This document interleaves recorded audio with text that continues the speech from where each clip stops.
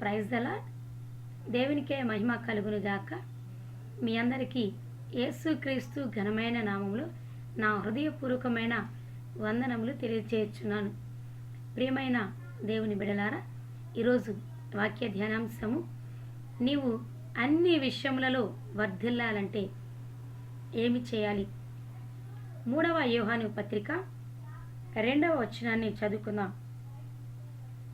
ప్రియుడా, నీ ఆత్మ వర్ధిల్లుచున్న ప్రకారము నీవు అన్ని విషయములలోనూ వర్ధిల్లుచు సౌఖ్యముగా ఉండవలెనని ప్రార్థించుచున్నాను.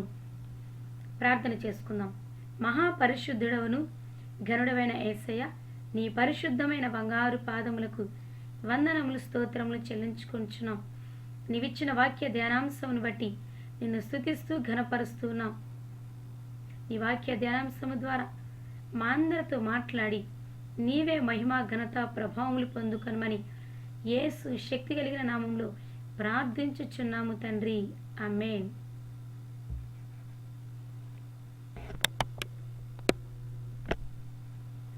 ప్రియమైన దేవుని బిడలారా, ఈరోజు వాక్య ధ్యానాంశము ద్వారా పరిశుద్ధాత్మ దేవుడు మనందరితో మాట్లాడునుగాక.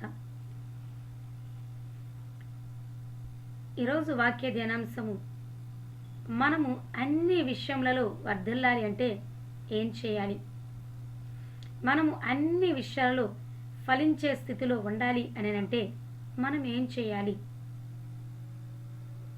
ఇక్కడ వాక్యాన్ని కనుక జాగ్రత్తగా మనము పరిశీలన చేస్తే, యోహాను భక్తుడు రాస్తూ ఉన్నాడు, ప్రియుడా, నీ ఆత్మ వర్ధిల్లుచున్న ప్రకారము నీవు అన్ని విషయములలో వర్ధిల్లుచు సౌఖ్యముగా ఉండవలెనని ప్రార్థించుచున్నాను అన్న మాటలు రాయబడి ఉన్నాయి. యేసుక్రీస్తు యొక్క రొమ్మున ఆనుకున్న ప్రియ శిష్యుడైనటువంటి యోహాను భక్తుడు రాస్తున్నటువంటి మాటలు ఇవి. మనము అన్ని విషయములలో వర్ధిల్లాలి అని అంటే ఒక విషయంలో వర్ధిల్లితే చాలు. అదేమిటి అని అంటే, ఇక్కడ రాయబడినటువంటి వాక్యం ప్రకారం ఫస్ట్ ఆత్మలో మనము వర్ధిల్లేటువంటి వారముగా ఉన్నప్పుడు, ఆత్మలో ఫలించేటువంటి ఆత్మీయ స్థితిని మనం కలిగి ఉన్నప్పుడు, మిగతా అన్ని విషయాల్లో కూడా మనము వర్ధిల్లుతూనే ఉంటాం, ఫలించేటువంటి స్థితిలోనే ఉంటాం, బహుగా ఫలిస్తూనే ఉంటాము అని ఇక్కడ వాక్యం స్పష్టంగా తెలియపరుస్తుంది.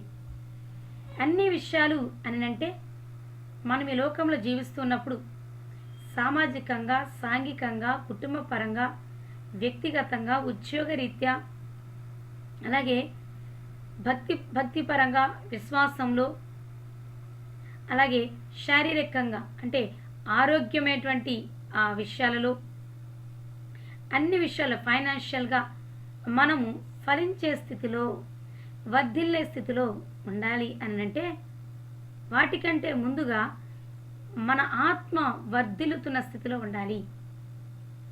మన ఆత్మ ఎప్పుడైతే వర్ధిల్లుతూ ఉంటుందో, మన ఆత్మ ఎప్పుడైతే ఫలించే స్థితిలో ఉంటుందో, అప్పుడు ఆటోమేటికల్గా వీటన్నిటిలో కూడా మనము ఫలిస్తాము, వర్ధిల్లుతాము అని దేవుని వాక్యము స్పష్టంగా తెలియజేస్తుంది. అయితే నా ప్రియమైన దేవుని బిడ్డలారా, మనము అన్ని విషయాలలో వర్ధిల్లాలి అని అనుకుంటూ ఈ ఆత్మలో వర్ధిల్లాలి అన్న విషయాన్ని మర్చిపోతూ ఉంటాం. ఈ లోకంలో చాలామందిని గనక మనము పరిశీలన చేస్తే, మనము చేసేటువంటి పెద్ద పొరపాటు ఏమిటి అని అంటే, మనము సామాజికంగా వర్ధిల్లాలని, ఉద్యోగంలో వర్ధిల్లాలని, కుటుంబము ఫలించాలని, వ్యక్తిగతమైనటువంటి ఆ పరిస్థితుల్లో ఫలించాలని, ఆరోగ్యకరంగా మనం జీవించాలి అని, మనము ఇవన్నిట్లో నుంచి ఫలించాలి, అభివృద్ధి చెందాలని తలస్తూ ఉంటాము, ప్రయాసపడుతూ ఉంటాము, ఏవేవో పనులు చేస్తూ ప్రాకులాడుతూ వాటి కొరకు సమయాన్ని వెచ్చిస్తూ ఉంటాం. అయితే ఇక్కడ అసలు విషయాన్ని మర్చిపోయి మిగతా అన్ని విషయాల్లో వర్ధిల్లాలని, అభివృద్ధి చెందాలని తాపత్రయపడుతూ ఉంటారు. అయితే ఒకవేళ ఆత్మీయతను పక్కన పెట్టేసి ఈ అన్ని విషయాల్లో ఒకవేళ వర్ధిల్లినప్పటికీ అవన్నీ ఒక రోజున గతించిపోతాయి. మనము ఆత్మలో వర్ధిల్లకుండా, భక్తిలో వికసించకుండా, ఫలించకుండా, దేవుని దృష్టిలో ఆశీర్వదించబడినటువంటి వారముగా ఉండకపోతే మన ప్రయాస చేత ఈ అన్ని విషయాలు వర్ధిల్లినప్పటికీ అవి ఎప్పుడు మన ముందు నుండి కనుమరుగైపోతాయో మనకు తెలియదు. అందుకనే వాళ్ళు బళ్ళయ్యాయని, బళ్ళు ఓడలయ్యాయని సామెత చెప్తూ ఉంటారు. ఒకానొకప్పుడు ధనికులుగా ఉన్నాము, ఐశ్వర్యవంతులుగా ఉన్నాము, ఇప్పుడు దిక్కులేని దరిద్రులుగా మార్చబడ్డాము అంటుంటారు. అయితే ఈ మాటలన్నీ కూడా ఎందుకు మనకు వినిపించబడుతున్నాయి? వాళ్ళు ఈ లోకానుసారంగా అన్ని విషయాలు వర్ధిల్లటానికి ప్రయాసపడ్డారు. కానీ ముఖ్యమైన విషయం ఆత్మీయత విషయంలో వాళ్ళు వర్ధిల్లలేని స్థితిలో ఉండుట వలననే వాళ్ళు కలిగి ఉన్నవన్నీ కూడా ఒకానొక రోజున వారి ముందర నుండి కనుమరుగైపోయాయి. అయితే మనం ఆత్మలో వర్ధిల్లుచున్నప్పుడు దేవుడు ఖచ్చితంగా అన్ని విషయాల్లో ఈ లోకంలో మనల్ని ఫలించిన స్థితిలోనే ఉంచుతారు. ఆత్మలో వర్ధిల్లుట ద్వారా దేవుడు మనకి వీటన్నిటిలో ఇచ్చేటువంటి ఫలింపు ఎన్నడూ కూడా మన ముందు నుండి తొలగించబడదు, కనుమరుగవ్వదు.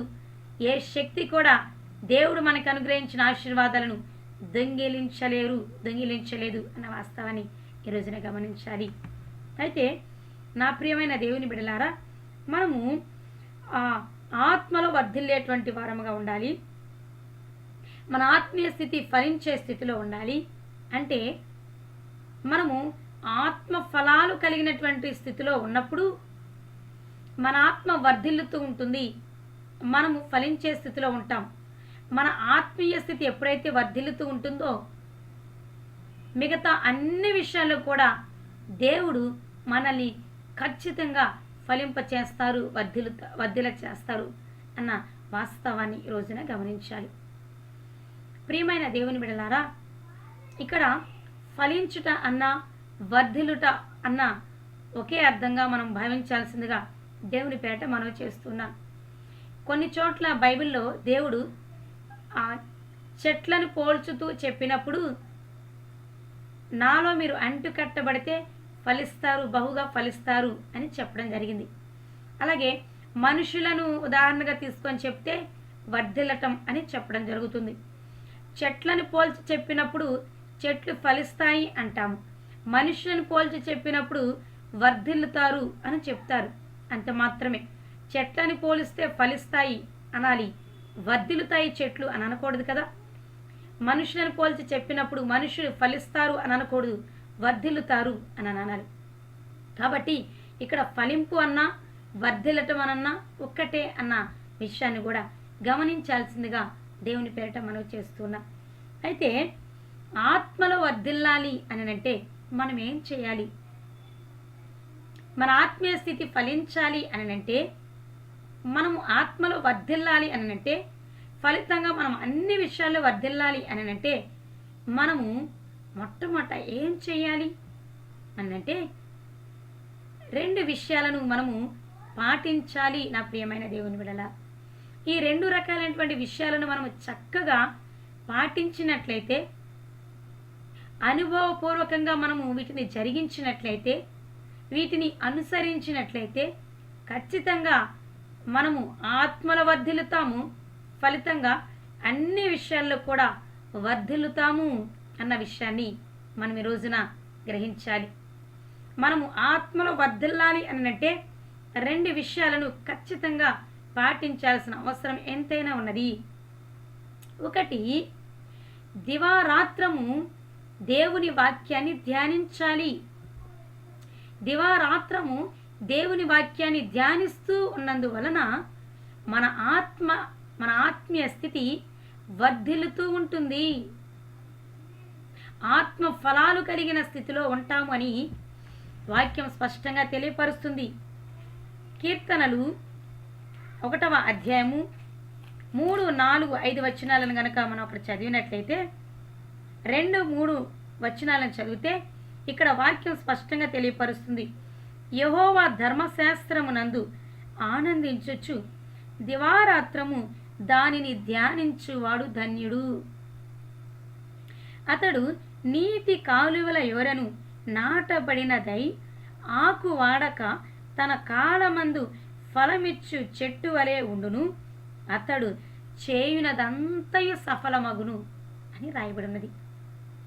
మన ఆత్మీయ స్థితి ఫలభరితంగా కొనసాగాలి అని అంటే, మనము అన్ని విషయాలలో వర్ధిల్లాలి అని అంటే, మనం చేసేటువంటి ప్రతి ప్రయత్నము సఫలీకృతం కావాలి అని అంటే, మనం చేయాల్సిన ముఖ్యమైన మొదటి పని ఏమిటో తెలుసా?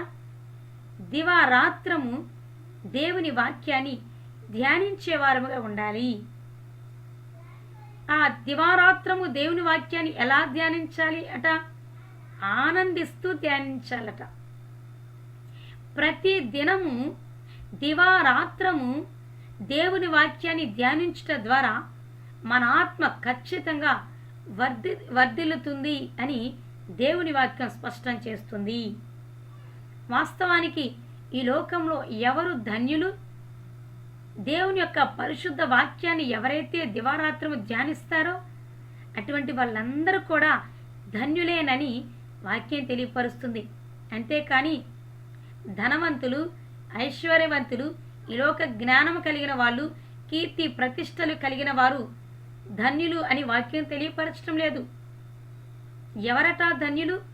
దేవుని దృష్టిలో ఎవరట యోగ్యులు, ధన్యులు అని అంటే, దేవుని వాక్యాన్ని ఆనందిస్తూ దివారాత్రము ప్రతిరోజు ఎవరైతే ధ్యానిస్తూ ఉంటారో వాళ్ళందరూ కూడా లోకంలో అస్సలైన ధన్యులు, దేవుని దృష్టిలో యోగ్యులు అని వాక్యం స్పష్టం చేస్తుంది.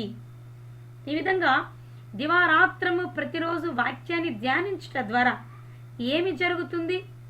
మన ఆత్మ ఎలా వర్ధిల్లుతుంది? ఒక వ్యక్తి దివారాత్రము దేవుని వాక్యాన్ని ధ్యానిస్తూ ఉన్నప్పుడు ఆ వ్యక్తి యొక్క జీవితము, ఆత్మీయ స్థితి ఎలా ఫలభరితంగా ఉంటుంది అని అంటే, అతడు నీటి కాలువల యొరను నాటబడినదై ఆకు వాడక తన కాలమందు ఫలమిచ్చు చెట్టు వలె ఉండును. అతడు ఎలా ఫలిస్తాడట? నీటి కాలువల యొరను నాటబడిన చెట్టు ఎలా ఫలిస్తుంది? నీరు ఎప్పుడు ప్రవహిస్తున్న చోట ఒక చెట్టును మనము నాటినట్లయితే ఆ చెట్టు ఎప్పుడు కూడా ఫలాలను అందిస్తున్నటువంటి చెట్టుగానే ఉంటుంది. ఎప్పుడు పచ్చగానే ఉంటుంది. దాని ఆకులు ఎప్పుడు కూడా వాడబడిన స్థితిలో ఉండవు. ఎప్పుడు చిగురుస్తూ, పూలు పూస్తూ, కాయలు కాస్తూ, పచ్చగా ఉంటూ అనేకులు ఆ చెట్టు క్రిందకు వచ్చి సేద తీరేటువంటి ఫలించే చెట్టుగా ఆ చెట్టు ఉంటుంది. అనేకమైన జంతువులు ఆ చెట్టు నీడకు వచ్చి విశ్రమించేటట్టుగా ఆ చెట్టు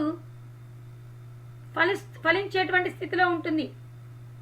నీరు లేని చోట ఒక చెట్టును నాటినట్లయితే ఆ చెట్టు ఎలా ఉంటుంది? వాడబారిన స్థితిలో ఉంటుంది. మోడు బారిపోయిన స్థితిలో ఉంటుంది. పచ్చదనాన్ని కలిగి ఉండదు. పూలు పూయదు, కాయలు కాయవు. ఎందుకు? అక్కడ నీరు లేదు కాబట్టి. అయితే నీటి కాలువల యొరను, కాలువల పక్కన చెట్లను నాటినట్లయితే ఆ కాలువలో ప్రవహిస్తున్న నీరు ఆ చెట్టులోనికి వెళ్ళి ఆ చెట్టును ఫలభరితంగా మార్చేస్తాయి. చెట్టు ఫలించాలి అని అంటే నీరు ఖచ్చితంగా అవసరం. ఇక్కడ నీరు అని అంటే దేవుని వాక్యముతో పోల్చబడింది. నా ప్రియమైన దేవుని బిడ్డలారా, దేవుని వాక్యం ఒక వ్యక్తిలో లేకపోతే, దేవుని వాక్యం ఒక వ్యక్తిలో నిలిచి లేకపోతే, దేవుని వాక్యము ఒక వ్యక్తి యొక్క హృదయం అనే పలక మీద ముద్రించబడకపోతే ఆ వ్యక్తి యొక్క ఆత్మీయ స్థితి వాడబారిన స్థితిలో ఉంటుంది. మోడు బారిపోయిన స్థితిలో ఉంటుంది. ఆత్మ ఫలాలు లేని స్థితిని ఆ వ్యక్తి కలిగి ఉంటాడు. అయితే ఒక వ్యక్తి యొక్క ఆత్మీయ స్థితి ఫలభరితంగా ఉండాలి అని అంటే, ఒక వ్యక్తి యొక్క ఆత్మీయ స్థితి వర్ధిల్లాలి అని అంటే, ఒక వ్యక్తి యొక్క ఆత్మ వర్ధిల్లాలి అని అంటే అతనిలో దేవుని వాక్యం అనే నీరు ఎప్పుడు కూడా ప్రవహిస్తూనే ఉండాలి. అందుకని ఇక్కడ రాయబడిన వాక్యము నీటి కాలువల యోరను నాటబడిన చెట్టు వలె నాటబడినదై ఆకు వాడక తన కాలమందు ఫలమిచ్చు చెట్టు వలె ఉండును, అతడు చేయనిదంతా సఫలమవుతుంది. దేవుని వాక్యం ఒక వ్యక్తిలో నిలిచి ఉన్నప్పుడు, దేవుని వాక్యం ఒక వ్యక్తి యొక్క హృదయంలో ప్రతిష్ఠింపబడి ఉన్నప్పుడు ఆ వ్యక్తి బయటకు ఎలా కనిపిస్తాడు అని అంటే, ఒక ఆత్మీయుడుగా, ఒక భక్తిపరుడుగా, ఒక విశ్వాసిగా, క్రీస్తు పోలిన వ్యక్తిగా ఆ వ్యక్తి యొక్క క్రియలు, ఆ వ్యక్తి యొక్క ప్రవర్తన కనబడుతుంది. తాను చెప్పకపోయినా తనలో వాక్యం ఉన్నది కాబట్టి వాక్యానుసారమైన జీవితము బయటకు అతనిలో కనిపిస్తుంది. అతడు చేసేటువంటి ప్రతి ప్రయత్నము సఫలీకృతం అవుతుంది అని వాక్యం సెలవిస్తుంది. అందుకనే మనం అన్ని విషయాల్లో సఫలీకృతం కావాలంటే, అన్ని విషయాల్లో వర్ధిల్లాలి ఈ లోకంలో అనంటే, ఫస్ట్ ఆఫ్ ఆల్ మనము ఆత్మలో వర్ధిల్లాలి. మన ఆత్మ ఎప్పుడు వర్ధిల్లుతుంది? మొట్టమొదట దివారాత్రము దేవుని వాక్యాన్ని ప్రతిరోజు ధ్యానించడం ద్వారా దేవుని వాక్యము మన హృదయాల్లో ముద్రించబడి ఉంటుంది. ఫలితంగా మన ఆత్మ వర్ధిల్లుతూ ఉంటుంది అని ఇక్కడ స్పష్టంగా వాక్యం తెలియపరుస్తుంది. అందుకనే యెహోషువ గ్రంథము 1వ అధ్యాయము 8వ వచనాన్ని కూడా మనం చదువుకుంటే, యెహోషువ గ్రంథము 1వ అధ్యాయము 8వ వచనము చూస్తే దేవుడే స్వయంగా యెహోషువతో ఈ మాటలు మాట్లాడుచున్నారు. దేవాతి దేవుడే యెహోషువతో మాట్లాడుతున్న మాటలు ఈ విధంగా ఉన్నాయి. ఏమిటి అనంటే, ఈ ధర్మశాస్త్ర గ్రంథమును నీవు బోధింపక తప్పిపోకూడదు, దానిలో రాయబడిన వాటన్నిటి ప్రకారము చేయుటకు నీవు జాగ్రత్త పడినట్లు దివారాత్రము దానిని ధ్యానించిన ఎడల నీ మార్గమును వర్ధిల్ల చేసుకొని చక్కగా ప్రవర్తించదవు. దేవుడు యెహోషువతో ఏమని మాట్లాడుచున్నారు? మోషే తర్వాత యెహోషువ ఇశ్రాయేలు యొక్క బాధ్యత తీసుకొని వాగ్దాన దేశమైన కనానులో ప్రవేశపెట్టాలి. యెహోషువ భయపడిపోతూ ఉన్నాడు. అయ్యో, మోషే వంటి భక్తిపరుడని కాను, మోషే గొప్పవాడు కాబట్టి ఇశ్రాయేలులందరూ మోషే మాటలు విన్నారు, అయితే నాకు అంత ధైర్యం లేదు, అంత శక్తి లేదు, అంత భక్తి లేదు, అంత సామర్థ్యము లేదు, అంత జ్ఞానము లేదు. నేనెలాగూ ఈ ఇజ్రాయేళ్లందరినీ కనానులోనికి చేర్చుతాను, ఈ బాధ్యతను దేవుడు నాకు అప్పగించాడే అంటూ భయపడిపోతూ ఉన్న సందర్భంలో దేవుడే ఒక చక్కని ఉపదేశాన్ని యెహోషువకి చేస్తా ఉన్నారు. యెహోషువ, ఎందుకు భయపడుతున్నావు? నువ్వు వాగ్దాన దేశానికి ఈ ప్రజలను తోడుకొని వెళ్ళాలి అని అంటే నువ్వు ఎందుకు భయపడుతున్నావు? నువ్వు ధైర్యంగా ఉండు. ఒకే ఒక విషయంలో నువ్వు జాగ్రత్తగా ఉంటే చాలు, నీ మార్గాన్ని నువ్వు వర్ధిల్ల చేసుకుంటావు అని చెప్తున్నాడు. ఏంటి ఆ ఒకే ఒక విషయం అని అంటే, ధర్మశాస్త్రాన్ని దివారాత్రము ధ్యానించు, నీ మార్గము చక్కగా వర్ధిల్లుతుంది అని దేవుడే చెప్పాడండి యెహోషువతో. మన మార్గము వర్ధిల్లాలి అని అంటే, మన ప్రవర్తన చక్కగా ఉండాలి అని అంటే, మనం చేసే ప్రతి ప్రయత్నము సఫలీకృతం కావాలి అని అంటే, ఆ రోజున యెహోషువతో చెప్పిన దేవుడు ఈ రోజున మనందరితో చెప్తున్నారు. కొన్ని మార్గాలలో మనము ప్రయాణం చేస్తూ వర్ధిల్లలేక చతికిల పడిపోతున్న స్థితిలో ఉంటున్నాం, దిగజారిపోతున్న స్థితిలో ఉంటున్నాం, ఫలించలేని స్థితిలో ఉంటున్నాం. ఎందుకు అనంటే, మనం చేస్తున్న పొరపాటు ఏమిటి అనంటే, వాక్యాన్ని చదువుతున్నాము, బట్టి కొట్టడానికి ప్రయత్నం చేస్తున్నాం, సాంప్రదాయకంగా ఆచారబద్ధంగా వాక్యాన్ని చదువుతున్నాం, వాక్యాలు వింటున్నాం, ఇవి రెండు ముఖ్యమే కాదనను. అయితే అన్నిటికంటే ముఖ్యమైనది వాక్యాన్ని ధ్యానించటం. దేవుని వాక్యాన్ని చదవాలి, దేవుని వాక్యాన్ని వినాలి, అట్ ద సేమ్ టైం దేవుని వాక్యాన్ని కూడా ధ్యానించాలి. చాలామంది వాక్యాన్ని 10 అధ్యాయాలు లేదా 50 అధ్యాయాలు, 5 అధ్యాయాలు అలా ఏకధాటిగా చదువుకుంటూ వెళ్ళిపోతారు. అర్థం చేసుకోరు, గ్రహించుకోలేరు. ఏమైనా అనంటే మాకు అర్థం కావటం లేదు అని అంటారు. ఊరికే బైబిల్ చదువుకుంటూ వెళ్ళిపోయినంత మాత్రాన నీ ఆత్మీయ స్థితి ఫలిస్తుందనుకుంటున్నావా?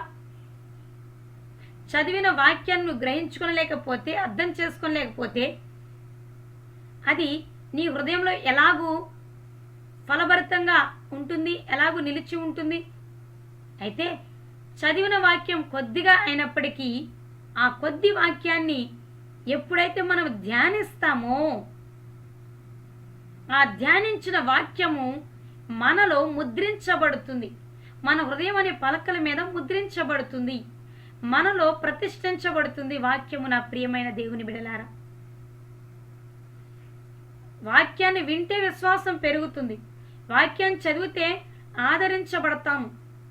అయితే మన ఆత్మ వర్ధిల్లాలి అని అంటే మాత్రం వాక్యాన్ని ఖచ్చితంగా ప్రతిరోజు ఉదయ సాయంత్రాలు లేదా దివారాత్రము ధ్యానిస్తూనే ఉండాలి. ఇది నేను చెప్తున్న విషయం కాదు, స్వయంగా పరిశుద్ధాత్మ దేవుడు జీవ గ్రంథము ఈ రోజున మనకు బయలుపరుస్తున్నటువంటి మర్మమై ఉన్నది. నా ప్రియమైన దేవుని బిడ్డలారా, యెహోషువ వాగ్దాన దేశానికి చక్కగా వెళ్ళడానికి, అన్నిటినీ జయించుకొని వాగ్దాన దేశంలోనికి ప్రవేశించగలిగాడు అని అంటే యెహోషువ చేసినటువంటి పని ఏమిటి? దేవుడు అనుగ్రహించినటువంటి ప్రతి దానిని వాగ్దాన దేశంలో ప్రవేశించి స్వాధీనపరుచుకున్నాడు అని అంటే యెహోషువ చేసినటువంటి ఆ గొప్ప పని ఏమిటి? దేవుడు చెప్పింది చేశాడు. దేవుడు ఏం చెప్పాడు యెహోషువతో? దివారాత్రము నా వాక్యాన్ని ధ్యానించు,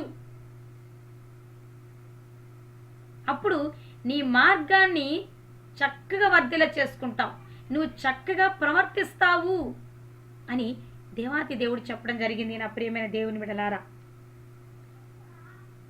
ఎక్కడ తొట్టిల్లిపోకుండా యెహోషువ ఇశ్రాయేలును కనానుకు చేర్చగలిగాడు అని అంటే దేవుని వాక్యాన్ని ధ్యానిస్తూ ధ్యానిస్తూ ధ్యానిస్తూ తమ మార్గాన్ని వర్ధిల్ల చేసుకునడాన్ని బట్టి మాత్రమేనన్న వాస్తవాన్ని ఈ రోజున గ్రహించాల్సిందిగా దేవుని పేట మనవి చేస్తున్నాను. అయితే దేవుని వాక్యాన్ని ధ్యానించడం అంటే ఏంటి అని గనక మనము ఆలోచన చేస్తే, దేవుని వాక్యాన్ని భుజించటం, దేవుని వాక్యాన్ని ధ్యానించటం అని అంటే దేవుని వాక్యాన్ని తినటం, దేవుని వాక్యాన్ని భుజించటం, దేవుని వాక్యాన్ని జీర్ణం చేసుకోవటం, అరాయించుకోవటం. నా ప్రియమైన దేవుని బిడ్డలారా, అంటే ఏమిటి అని అంటే మనము శారీరకంగా బలంగా ఉండడానికి అనేకమైన భోజన పదార్థాలను పుచ్చుకుంటూ ఉంటాం, భుజిస్తూ ఉంటాం. అయితే మనము తిన్నటువంటి ఆహార పదార్థాలు అరగకపోతే మన శరీరం బలహీనపడిపోతుంది కదా. సరి అయిన రీతిగా జీర్ణం కాకపోతే మన శరీరము పాడైపోతుంది, అనారోగ్యకరమైనటువంటి స్థితిలోనికి వెళ్ళిపోతుంది కదా. ఆ తిన్నటువంటి ఆహారము చక్కగా జీర్ణం అయినప్పుడే మనము శారీరకంగా పుష్టిగా ఆరోగ్యంగా బలంగా ఉండగలుగుతాం. అలాగే దేవుని వాక్యాన్ని చదివినంత మాత్రాన మన ఆత్మ వర్ధిల్లదు సుమా. దేవుని వాక్యాన్ని చదువుతూ ఉన్నప్పుడు, దాన్ని ధ్యానిస్తూ ఉన్నప్పుడు ఏం జరుగుతుంది అని అంటే దేవుని వాక్యము సరాసరి మన హృదయంలోనికి పాతుకొని పోయి, చొచ్చుకొని పోయి హృదయంలో ఉన్నటువంటి మలినం అంతటిని బయటికి పంపించేస్తూ ఉంటుంది. మన ఆత్మకు ఆహారము దేవుని వాక్యమే. దేవుని వాక్యాన్ని ధ్యానించినప్పుడు మనము దాన్ని భుజించినట్లుగా ఉంటుంది. ధ్యానించినప్పుడు మనలో ఉన్న ఆ వాక్యము జీర్ణమవటం ప్రారంభమవుతుంది. అరాయించుకోవటం ప్రారంభమవుతుంది.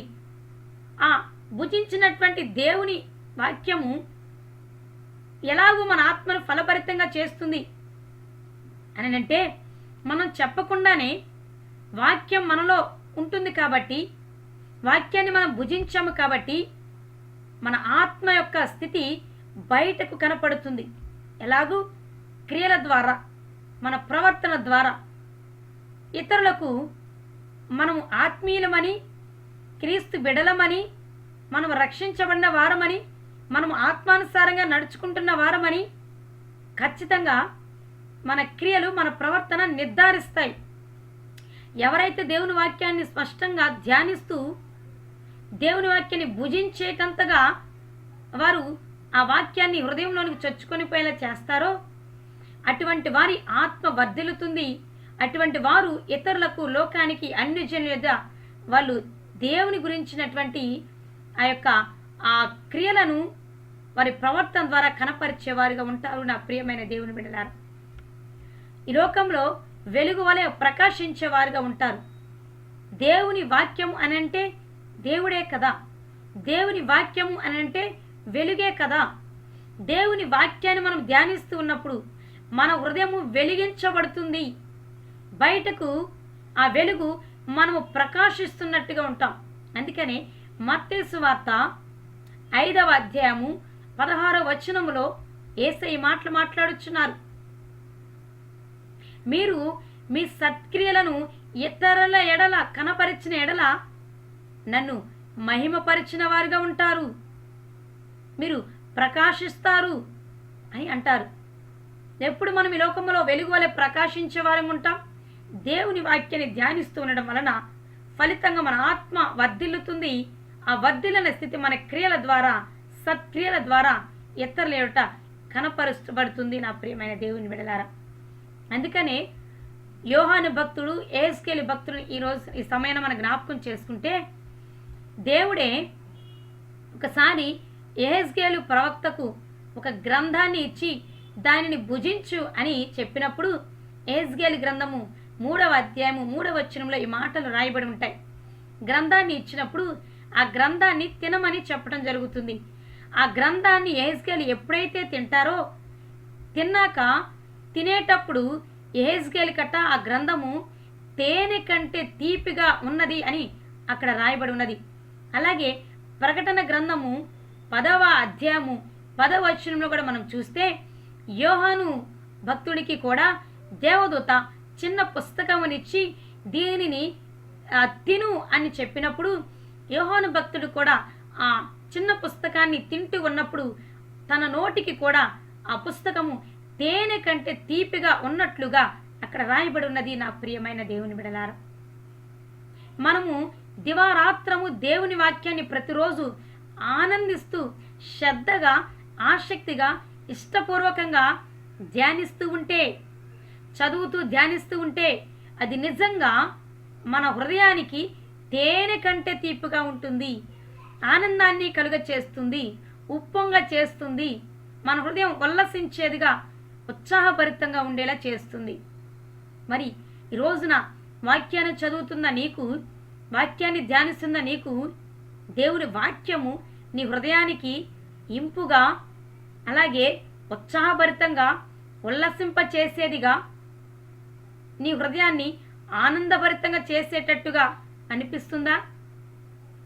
వాక్యాన్ని చదువుతున్నప్పుడు నీకు ఆ వాక్యము నీ హృదయానికి ఆనందాన్ని కలుగ చేస్తుందా?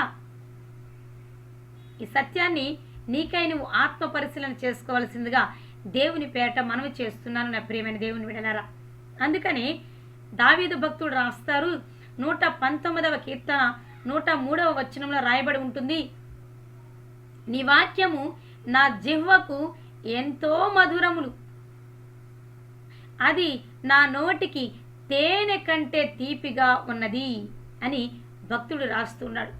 దావీదు భక్తుడికి కూడా దేవుని వాక్యము చదువుతున్నప్పుడు, దాన్ని ధ్యానిస్తున్నప్పుడు ఎలా ఉన్నదట? తేనె కంటే తీపిగా, నోటికి తేనె కంటే తీపిగా అని అంటే ఆ వాక్యము, ఆ యొక్క ఆత్మీయ ఆహారము మన హృదయానికి, మన ఆత్మలను ఉల్లసింప చేసేదిగా ఉండటమే తేనె కంటే తీపిగా మధురముగా ఉండటం నా ప్రియమైన దేవుని బిడ్డలారా. దేవుని వాక్యాన్ని చదువుతున్నప్పుడు మన హృదయము గంతులు వేసేదిగా ఉంటుంది. మన ఆత్మీయ స్థితి ఎలా ఉంటుందో దాని ద్వారా మనం గ్రహించగలుగుతాం. దేవుని చిత్తాన్ని కూడా మనం సంపూర్ణంగా గ్రహించగలుగుతాము నా ప్రియ దేవుని బిడ్డలారా. అయితే వాక్యాన్ని ఎలా ధ్యానించాలి అని అంటే, మనం చదివేది కొంచెం వాక్యమైనా, ఒక అధ్యాయమైనా, ఆ అధ్యాయంలో దేవుడు ఏదో ఒక మాట ద్వారా దేవుడు మనతో మాట్లాడతారు కదా. ఆ మాట ఏదో ఒక మాట మన హృదయానికి తాగుతుంది కదా. ఆ ఒక్క మాటని మనము పుస్తకంలో నోట్ చేసుకొని లేదా మనస్సులో ధ్యానిస్తూ ఉన్నట్లయితే, ఎలాగూ అని అంటే, ఉదాహరణకు యోహాను సువార్త 3వ అధ్యాయము 16వ వచనంలో ఈ విధంగా రాయబడి ఉంటుంది, దేవుడు లోకమును ఎంతో ప్రేమించెను అని. ఈ ఒక్క మాట మన హృదయానికి టచ్ అయిందనుకోండి, ఆ వాక్యాన్ని ధ్యానించడం ప్రారంభించండి. ఎట్లా ఆ వాక్యాన్ని ధ్యానించగలుగుతాము అని అంటే, చాలా సింపుల్ నా ప్రియమైన దేవుని బిడలారా. దేవుడు లోకముని ఎంతో ప్రేమించాను. ఇక్కడ లోకము అంటే ఎవరో మీరు ఆలోచన చేయాలి. లోకము అనంటే ఇక్కడ అర్థము ప్రజలు అని, మనందరము అని అర్థం. అయితే మనల్ని దేవుడు ఎంతగానో ప్రేమించాడట. అంటే ఎంత ప్రేమించాడు, దేవుడు మనల్ని ఎంత ప్రేమించాడు అని ఒక్కొక్క రీతిగా దేవుని యొక్క ప్రేమను మనం ధ్యానించాలి.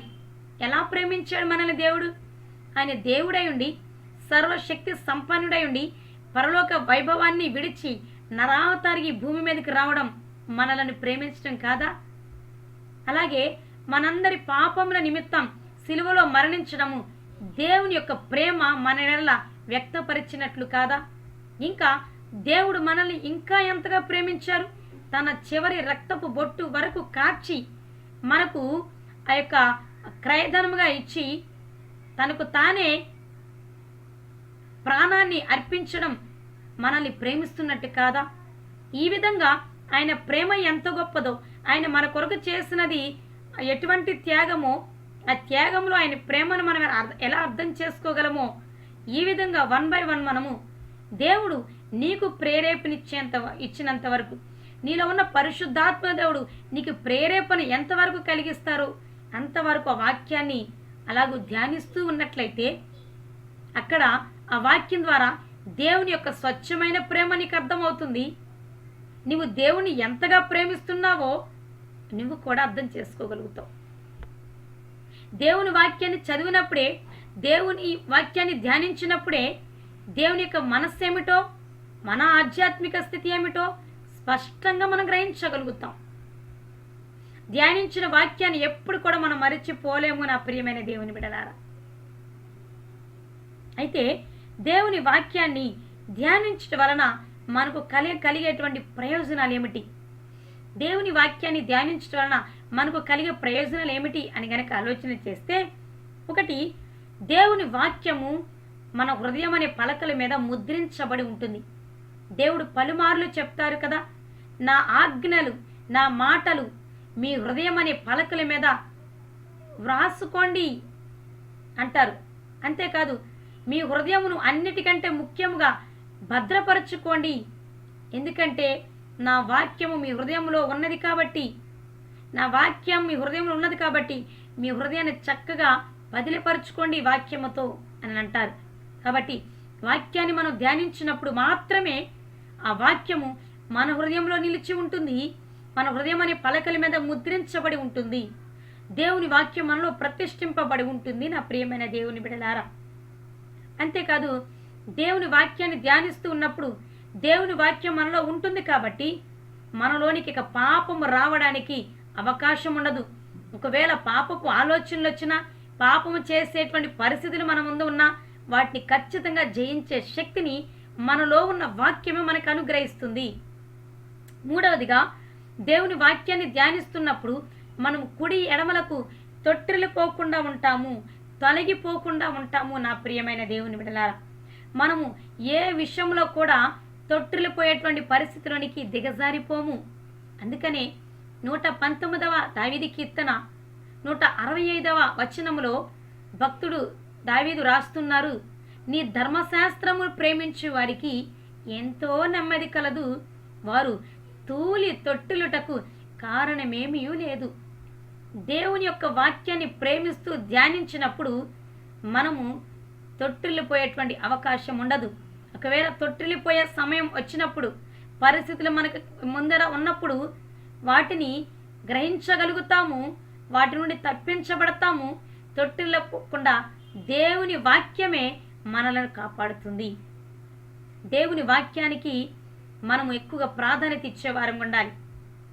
దేవుని వాక్యమే మనలను సరిచేస్తుంది, మనలను ప్రకాశింపచేస్తుంది. నా ప్రియమైన దేవుని బిడ్డలారా, ఇంకా దేవుని వాక్యాన్ని మనం ధ్యానిస్తూ ఉన్నప్పుడు మనం చేసే ప్రతి ప్రయత్నము, ప్రతి పని సక్సెస్ అవుతుంది.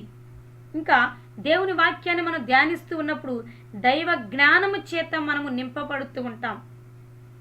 ఫలితంగా మన ఆత్మ బలంగా ఉంటుంది. చక్కగా మనము ఈ లోకంలో ప్రవర్తించగలుగుతాం. మన ప్రవర్తన చక్కగా కొనసాగుతుంది, చక్కగా ఉంటుంది. అలాగే మంచి చెడులను గ్రహించగలుగుతాము దేవుని వాక్యాన్ని ధ్యానిస్తూ ఉన్నప్పుడు. ఇంకా దేవుని వాక్యాన్ని ధ్యానిస్తూ ఉన్నప్పుడు మనలో ఉన్నటువంటి పాపమంతా వాక్యం బయటికి పంపించి వేస్తుంది. మనము పరిశుద్ధంగా జీవించడానికి అవకాశం ఉంటుంది. ఇంకా దేవుని వాక్యాన్ని ధ్యానిస్తున్నప్పుడే సత్యమేమిటో అసత్యమేమిటో గ్రహించగలుగుతాం, సత్య మార్గాన్ని నడిపించబడతాం.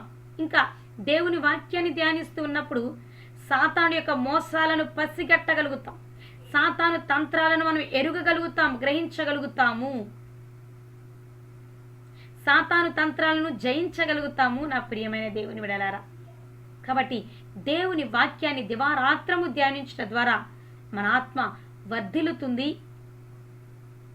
మనము అన్ని విషయాలలో సఫలీకృతులమవుతాము, అన్ని విషయములలో వర్ధిల్లుతాము అని దేవుని వాక్యం స్పష్టంగా తెలియజేస్తుంది. రెండవదిగా మన ఆత్మ వర్ధిల్లాలి అని అంటే, అనగా మనము అన్ని విషయాలలో వర్ధిల్లాలి అని అంటే రెండవది ఏమిటి అని అంటే మనము వాక్యములో నిలిచి ఉండాలి, దేవునిలో నిలిచి ఉండాలి.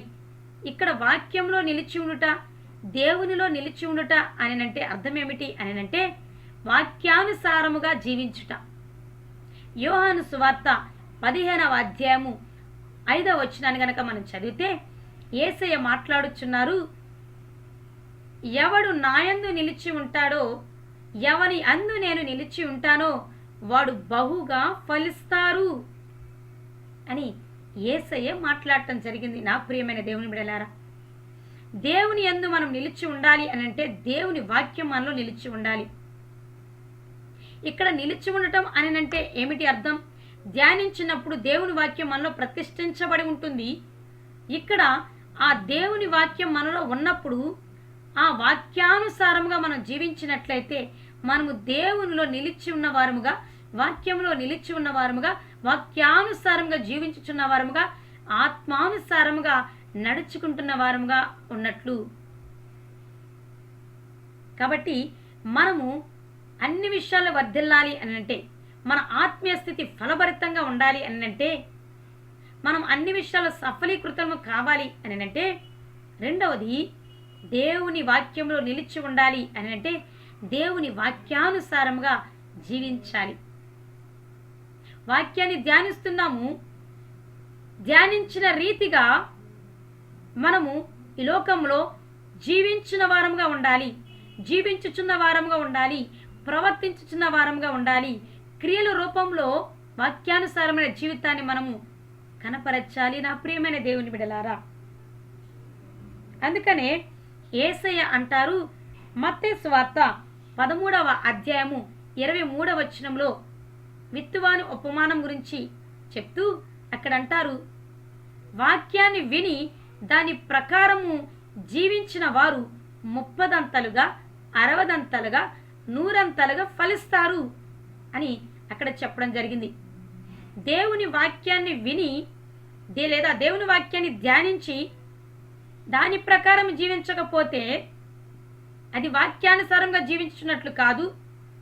మన ఆత్మ వర్ధిల్లదు, మనము అన్ని విషయాలలో వర్ధిల్లలేము. దేవుని వాక్యాన్ని ధ్యానించినప్పుడు ధ్యానించిన వాక్యము ప్రకారముగా, వినిన వాక్యము ప్రకారముగా దేవుడు మనతో మాట్లాడిన దానికి విధేయత చూపుతూ నడుచుకున్నట్లయితే, ప్రవర్తించుచు ఉన్నట్లయితే అప్పుడు మనము 30దంతలుగా, 60దంతలుగా, 100ంతలుగా ఫలిస్తాము. ఇంకా యాకోబు రాసినటువంటి పత్రిక 1వ అధ్యాయము 21, 22 వచనాల్లో రాయబడి ఉంటుంది, మీరు వాక్యము వినువారు మాత్రమే ఉండక విన్న వాక్యం ప్రకారము ప్రవర్తించువారుగా ఉండండి అని భక్తుడు అక్కడ రాస్తున్నాడు. మనము దేవుని వాక్యం చదువుతాము, వింటాము, ఒక్కోసారి ధ్యానిస్తాము కూడా, కానీ అట్టి రీతిగా ప్రవర్తించడానికి మనం ఇష్టపడము. ఎందుకంటే దేవుని వాక్యానుసారంగా జీవించడం అనేది కొంత కష్టతరముగానే ఉంటుంది. ప్రారంభంలో అలా ఉంటుంది, కానీ మనము గనక వాక్యానుసారంగా జీవించడం అలవాటు చేసుకుంటే, దేవునికి లోబడట అలవాటు చేసుకుంటే అది మన హృదయాలను ఆనందింపచేస్తుంది, మన బ్రతుకులను, మన జీవితాలను వికసింపచేస్తుంది, ఫలభరితంగా మార్చేస్తుంది. దేవుని వాక్యానుసారంగా జీవించటం అనంటే దేవుని మాట ప్రకారం బ్రతకటం, దేవుడు ఏది చెప్తే అది చేయటమే. ఇప్పుడు దేవుడు ఈ రోజున కొన్ని విషయాలు మనకు బోధించారనుకో, కొన్ని విషయాలను మనము వాక్యాన్ని ధ్యానించామనుకో, దేవుని వాక్యాన్ని ధ్యానించినప్పుడు అబద్ధాలు మాట్లాడకూడదు అని వచ్చిందనుకో, మనము అబద్ధాలు మాట్లాడటం మానివేస్తే నీవు నేను వాక్యానుసారంగా జీవించినట్లే. కోపపడవద్దు అని ధ్యానిస్తున్నప్పుడు దేవుడు మనకు బయలుపరిస్తే, కోపాన్ని మానివేస్తే దేవుని వాక్యానుసారంగా నీవు నేను ప్రవర్తిస్తున్నట్లే. ఇంకా మనం వెళ్తున్న మార్గం సరైనది కాదు, దాన్ని విసర్జించనంటే ఆ మార్గాన్ని విసర్జిస్తే నీవు నేను దేవుని వాక్యానుసారంగా నడుచుకుంటున్నట్లే, దేవుని మాటకు లోబడుతున్నట్లే. ఈ విధంగా ప్రతిరోజు దేవుని వాక్యాన్ని ధ్యానించడం ద్వారా దేవుడు మనలో ఉన్న లోపాలను విసర్జించమంటారు, సరిచేసుకోమంటారు. వాటి ప్రకారం మనము లోబడితే దేవుడు మనల్ని పరిశుద్ధపరిచి వాక్యానుసారంగా జీవించేటువంటి భాగ్యాన్ని మనకు అనుగ్రహిస్తారు. అంతేకాదు మార్కు సువార్త 3వ అధ్యాయం 35వ వచనంలో యేసే అంటారు, నా వాక్యానుసారంగా ఎవరైతే జీవిస్తారో వాళ్ళే నా సహోదరి, నా తల్లి, నా సహోదరుడు అని అంటున్నారు. ఇంకా 1 యోహాను రాసిన పత్రిక 2వ అధ్యాయము 17వ వచనాన్ని కనుక మనం చదువుకుంటే అక్కడ రాయబడి ఉంటుంది, లోకమును దాని ఆశయు గతించిపోవును గాని నా చిత్తమును నెరవేర్చువాడు, నా వాక్యానుసారంగా జీవించేవారు మాత్రం నిత్యము నిలిచే ఉంటారు అని దేవుని వాక్యం సెలవిస్తూ ఉన్నది. ఇంకా 1 యోహాను పత్రిక 2వ అధ్యాయం 14వ వచనం చివరి భాగంలో రాయబడి ఉంటుంది, దేవుని వాక్యం మనలో నిలిచి ఉన్నప్పుడు మనము అన్నిటినీ జయించుచున్నటువంటి వారముగా ఉంటాము, దుష్టుని జయించుచున్నటువంటి వారముగా ఉంటాము అని అక్కడ వాక్యము రాయబడి ఉన్నది. నా ప్రియమైన దేవుని బిడ్డలారా, కాబట్టి మనం ఆత్మలో వర్ధిల్లాలి అని అంటే దేవుని వాక్యాన్ని దివారాత్రము ధ్యానించాలి. రెండవదిగా ధ్యానించిన వాక్యం ప్రకారముగా మనము ప్రవర్తించే వారంగా ఉండాలి. వినుట వలన ప్రయోజనం ఏముంది? విశ్వాసం పెరుగుతుంది, కానీ ఆ విన్న దాని ప్రకారం విశ్వసించిన దానిని మనం అనుభవించాలన్నా, స్వతంత్రించుకోవాలన్నా దాని ప్రకారం జీవిస్తేనే. విశ్వాసం ఉన్నంత మాత్రాన కాదు, ఆ విశ్వాసం మనలో స్థిరపరచబడాలి అని అంటే, విశ్వసించిన దానిని మనము పొందుకోవాలి అని అంటే వాక్యం ప్రకారం జీవించాల్సిందే. మీరు వాక్యము వినుట మట్టుకు వింటున్నారు, కానీ దాన్ని గ్రహించటం లేదు, దాని ప్రకారం జీవించటం లేదు అని దేవుడు బాధపడుతూ ఉన్నారు. అయితే ఈ రోజున ఈ మాటలు వింటున్న మనందరితో దేవుడు మాట్లాడుతున్నారు. అయ్యో నేను వర్ధిల్లలేకపోతున్నానే అంటూ బాధపడుతున్న మనందరితో దేవుడు మాట్లాడుతున్నారు. మీరు వర్ధిల్లలేకపోవడానికి కారణం, మీరు ఉన్న స్థితిని ఉన్నట్టుగానే అనుభవించడానికి గల కారణం మీలో ఉన్న ఆత్మ వర్ధిల్లటం లేదు. మీ ఆత్మీయ స్థితి ఫలభరితంగా లేదు కాబట్టి మీరు అన్ని విషయాల్లో ఓడిపోయిన స్థితిలో, విఫలమైపోతున్న స్థితిలో ఉంటున్నారు. అయితే అన్ని విషయాల్లో వర్ధిల్లాలి అని అంటే మీరు ఆత్మలో వర్ధిల్లాలి. ఆత్మ వర్ధిల్లాలి అని అంటే 2 విషయాలు మనం ఖచ్చితంగా పాటించాలి. ఒకటి, దివారాత్రము ప్రతిరోజు దేవుని వాక్యాన్ని మనము ధ్యానించాలి. 2, ధ్యానించిన వాక్యం ప్రకారముగా మనము ప్రవర్తించేటువంటి వారంగా ఉండాలని దేవుడి రోజున స్పష్టంగా మాట్లాడుతున్నారు. నా ప్రియమైన దేవుని బిడ్డలారా, ఎవరైతే దేవుని వాక్యానుసారంగా జీవిస్తారో అటువంటి వాళ్ళంటే సాతానుడికి వణుకు, భయము. నా ప్రియమైన దేవుని బిడ్డలారా, దేవుని వాక్యం మనలో ఉన్నప్పుడు పాపం మనలోనికి రావటానికి అవకాశం లేదు. దేవుని వాక్యం మనలో నిలిచి ఉన్నప్పుడు మన వెలుగు బయటికి ప్రకాశిస్తుంది. మనం సత్క్రియలను కనపరిచే వారం ఉంటాం. దేవుని వాక్యం ప్రకారం జీవిస్తూ ఉన్నప్పుడు మనము దేవునిలోనే అంటు కట్టబడి నిలిచి బహుగా ఫలించేటువంటి స్థితిలో ఉంటాం.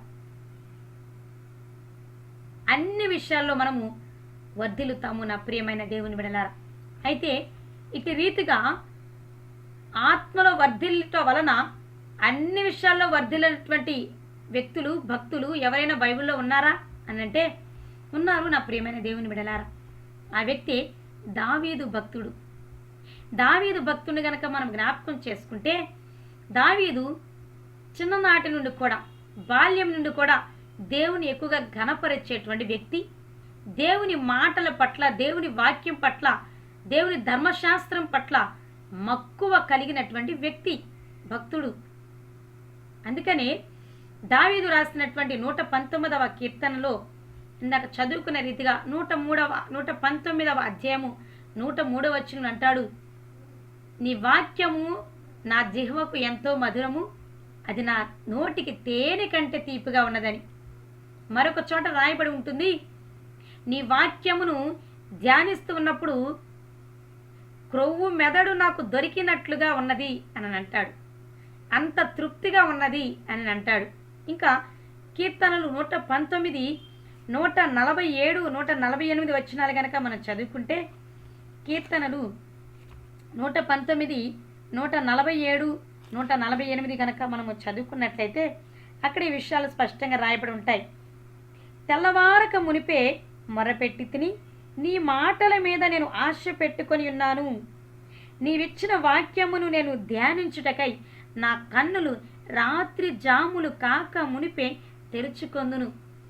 దేవుని వాక్యాన్ని ధ్యానించేటువంటి విషయంలో దావీదు భక్తుడు ఎంత తృష్ణ కలిగి ఉన్నాడు, ఎంత ఇష్టతను కనపరుస్తున్నాడు, ఎంత ఆనందాన్ని వ్యక్తపరుస్తున్నాడో చూడండి. అదే కదా కీర్తన 1వ అధ్యాయం 2వ వచనంలో రాయబడి ఉంది, యెహోవా ధర్మశాస్త్రం నందు ఆనందించుచు దివారాత్రము ధ్యానించేవాడు ధన్యుడు అని. ఇక్కడ దావీదు భక్తుడు ధర్మశాస్త్రాన్ని, దేవుని వాక్యాన్ని ఎలా ధ్యానిస్తున్నాడు? దివారాత్రం ఆనందిస్తూ, ఎప్పుడెప్పుడు తెల్లవారుతుందా, నా దేవుని వాక్యాన్ని ఎప్పుడెప్పుడు నేను ధ్యానిస్తానా అంటూ రాత్రి జాములు కాక మునిపే అతని కనులు తెరుచుకుంటాయట. తెల్లవారక మునిపే దేవుని వాక్యాన్ని ధ్యానించడానికి, దేవుని వాక్యాన్ని చదవటానికి, దేవుని వాక్యాన్ని పఠించడానికి దావీదు భక్తుడు ఎంతో ఆసక్తిని, శ్రద్ధను కనపరుస్తున్నవాడిగా ఉన్నాడు. ఇంకా 119వ కీర్తన 97వ వచనాన్ని కూడా మనం చూస్తే, నీ ధర్మశాస్త్రము నాకెంతో ప్రియమైనది, దినమెల్లా నేను దానిని ధ్యానించుచున్నాను. దావీదు భక్తునికి దేవుని యొక్క ధర్మశాస్త్రం అన్నా, దేవుని యొక్క వాక్యం అన్నా ఎంతో ఇష్టం. అందుకే దేవుని వాక్యాన్ని ప్రేమించుచున్న వారు తొట్టిల్లిపోరు. ఒకవేళ దేవుని వాక్యాన్ని ధ్యానించినప్పుడు, ఒకవేళ పాపము చేసేటువంటి పరిస్థితులు వచ్చినప్పుడు తొట్టిల్లిపోకుండా వాక్యం కాపాడుతుంది. ఒకవేళ దావీదు భక్తుడు తొట్టిల్లిపోయినట్లుగా ఉంటే దేవుని వాక్యము ద్వారానే అతను పట్టుబడి ముందుగానే దేవుని సన్నిధిలో వెంటనే పాపమును ఒప్పుకునేటువంటి మనస్సు కలిగినటువంటి భక్తుడిగా కూడా ఇక్కడ దావీదు ఉంటూ ఉన్నాడు. దినమెల్లా నేను నీ వాక్యాన్ని ధ్యానించుచున్నానయ్యా అంటున్నాడు. ఇంకా 99వ వచనాన్ని కూడా చూస్తే, నీ శాసనములను నేను ధ్యానించుచున్నాను, కావున నా బోధకులందరికంటే నాకు విశేష జ్ఞానము కలదు అని భక్తుడు అంటూ ఉన్నాడు. దేవుని వాక్యాన్ని ధ్యానించేటువంటి విషయంలో దావీదు భక్తుడు ఎప్పుడు కూడా ముందే ఉంటున్నాడు. తన ఆత్మకు ఆహారాన్ని అందించుకునేటువంటి విషయంలో దావీదు భక్తుడు ఎప్పుడు కూడా అందరికంటే ముందు వరుసలోనే ఉంటాడు అన్న వాస్తవాన్ని ఈ విషయాన్ని బట్టి మనం అర్థం చేసుకోవచ్చు. ఇంకా ఆ కీర్తనలు 55వ అధ్యాయము 17వ వచనంలో భక్తుడు అంటున్నాడు, దావీదు చేసేటువంటి ప్రార్థన ఎలా ఉంటుంది అని అంటే, సాయంకాలమున, ఉదయమున, మధ్యాహ్నమున నేను ధ్యానించుచు మొర్రపెట్టుకొందును, ఆయన నా ప్రార్థన ఆలకించును. దావీదు భక్తుడు చేసే ప్రార్థన ఎలా ఉంటుందట? 3 పూట్ల ప్రార్థన చేస్తాడు. ఆ 3 పూట్ల ప్రార్థన చేసేటువంటి విధానం ఎలా ఉంటుంది? దేవుని వాక్యాన్ని ధ్యానిస్తూ ప్రార్థన చేస్తాడట. వాక్యాన్ని ధ్యానిస్తూ, వాక్యాన్ని వాగ్దానాలు ఎత్తిపడుతూ మనం ప్రార్థన చేసినప్పుడు ఆ ప్రార్థనకు ఎంతో శక్తి ఉంటుంది. ఆ ప్రార్థన దేవుడు శీఘ్రంగా ఆలకించి మనకు సమాధానాన్ని అనుగ్రహిస్తాడు నా ప్రియమైన దేవుని బిడ్డలారా. అంతేకాదు దావీదు ఇటు రీతిగా దేవుని వాక్యాన్ని ధ్యానిస్తూ దేవుని వాక్య ప్రకారము జీవించటం వలన ఎంతగా వర్ధిల్లాడు అనంటే, తాను తన యొక్క ఆధ్యాత్మిక స్థితి ఫలభరితంగా ఉన్నది. అలాగే ఇంకా ఈ సామాజికంగా, కుటుంబ పరంగా, ఫైనాన్షియల్గా, వ్యక్తిగతముగాను, విశ్వాసంలో, భక్తి పరంగా, అంటే అన్ని విషయాలలోనూ దావీదు భక్తుడు వర్ధిల్లినట్లుగా, బహుగా ఫలించినట్లుగా మనము జీవగ్రంథంలో చూస్తాం. దావీదు గొప్ప రాజుగా వర్ధిల్లాడు, ఐశ్వర్య ఘనతలు కలిగినటువంటి వ్యక్తిగా వర్ధిల్లాడు, కీర్తి ప్రతిష్టలు కలిగినటువంటి వ్యక్తిగా వర్ధిల్లాడు. తాను అనేక రాజులకు మాదిరిగా ఉండేటువంటి భక్తి జీవితంలో తాను వర్ధిల్లాడు నా ప్రియమైన దేవుని బిడ్డలారా. దేవుని వాక్యమును విశ్వసించే విషయంలో దావీదు మనందరికంటే ముందు వరుసలోనే ఉంటాడన్న వాస్తవాన్ని గమనించాలి. దావీదు ప్రత్యేకమైన వ్యక్తిగా ఘనపరచబడడానికి, రాజులందరిలో గనుడిగా ఎంచబడటానికి, దావీదు భక్తుణ్ణే, దావీదు రాజునే ఇతర రాజులు పోలి నడవడానికి, దావీదు వలె ప్రవర్తిస్తే నేను మిమ్మల్ని కాపాడుతాను అని దేవుడు ఎన్నోసార్లు మిగతా రాజులతో పలికారు. దావీదునే మిగతా రాజులకి మాదిరిగా దేవుడు ఎందుకు పెట్టాడు? తాను వాక్యాన్ని ధ్యానించేవాడు, వాక్యానుసారంగా జీవించడానికి ఇష్టపడేవాడు, దేవుని చిత్తానుసారమైన మనస్సు కలిగిన వాడు, దేవుని మాటకు లోబడేటువంటి వాడు, దేవుడు ఏది చెప్తే అది చేయటానికి ఇష్టపడేటువంటి వాడు. అందువలన తన ఆత్మ వర్ధిల్లింది, తన భక్తి విశ్వాస జీవితం వర్ధిల్లిన స్థితిలో ఉన్నది. దాన్ని బట్టి దేవుడు దావీదును అన్ని విషయాల్లో కూడా వర్ధిల చేసినట్లుగా, బహుగా ఫలించేలా చేసినట్లుగా మనం జీవగ్రంథంలో చూస్తాము నా ప్రియమైన దేవుని బిడ్డలారా. కాబట్టి ఈ రోజున ఈ మాటలు వింటున్న మనము అన్ని విషయాల్లో వర్ధిల్లాలి అని అంటే, ఈ లోకంలో బ్రతికి ఉన్నప్పుడే మనము అందరిలో ప్రత్యేకంగా కనపడాలి అని అంటే, మన ఆత్మీయ స్థితి మన క్రియల ద్వారా కనపరచబడాలి అని అంటే, మన ఆత్మ వర్ధిల్లాలి. మన ఆత్మ ఎప్పుడైతే వర్ధిల్లుతుందో మనం అన్ని విషయాల్లో కూడా వర్ధిల్లుతాం. మన ఆత్మ ఎప్పుడు వర్ధిల్లుతుంది? మనం ఎప్పుడు ఆత్మ ఫలాలు కలిగి జీవించిన వారంగా ఉంటాం. మన ఆత్మీయ స్థితి ఎప్పుడు ఫలభరితంగా ఉంటుంది అని అంటే, ఒకటి, దేవుని వాక్యాన్ని ధ్యానించడం ద్వారా మన ఆత్మ వర్ధిల్లుతుంది. 2, దేవుని వాక్యాన్ని ధ్యానించిన వాక్యం ప్రకారం, విన్న వాక్యం ప్రకారం ప్రవర్తించడం ద్వారా, జీవించడం ద్వారా మనము ఆత్మల వర్ధిల్లిన వారంగా ఉంటాము, బహుగా ఫలించిన వారంగా ఉంటాం, దేవునిలో నిలిచిన వారంగా ఉంటాం. దేవుడు కూడా మనలో నిలిచి ఉంటారు. మనము కూడా దావీదు భక్తిని వలె అన్ని విషయాల్లో వర్ధిల్లుతూ అనేకులకు మాదిరికరమైన జీవితాన్ని జీవించే వారంగా ఉంటాం. కాబట్టి నా ప్రియమైన దేవుని బిడ్డలారా, ఈరోజు ఈ మాటలు దేవుడు మనతో మాట్లాడుతుండగా మొట్టమొదట మన ఆత్మీయ స్థితికి ప్రాధాన్యతనిద్దాం. మన ఆత్మ వర్ధిల్లాలని దేవుని సన్నిధిలో ప్రార్థన చేద్దాం. దేవుని మాటకు లోబడదాం. దేవుని వాక్యానికి విధేయత చూపుదాం. ప్రతిరోజు దేవుని వాక్యాన్ని ధ్యానిద్దాం. ధ్యానించిన ప్రకారముగానే జీవిద్దాం. దేవుణ్ణి మన సత్క్రియ ద్వారా మహిమపరుద్దాం. ఇట్టి కృప వింటున్న మనందరికీ పరిశుద్ధాత్మ దేవుడు అనుగ్రహించునుగాక. ప్రతి ఒక్కరూ వాక్యాన్ని ధ్యానించేటువంటి వ్యక్తులుగా మార్చబడుదురుగాక యేసు నామములో. ప్రతి ఒక్కరూ వాక్యాన్ని ధ్యానిస్తున్నప్పుడు పరిశుద్ధాత్మ దేవుడు మనందరికీ సహాయం ఇచ్చేయునుగాక. వాక్యానుసారంగా ఆత్మానుసారంగా జీవించడానికి పరిశుద్ధాత్మ దేవుడే తన ఆత్మతో మనందరిని అభిషేకించి తన మహిమకరమైనటువంటి మార్గములు మనందరిని నడిపించి అన్ని విషయాల్లో వర్ధిల్ల చేయునుగాక. ఆమేన్ ఆమేన్. మీరు బహుగా ఫలించుదురుగాక యేసు నామములో. దేవుడు మిమ్మల్ని దీవించునుగాక. ఆమేన్.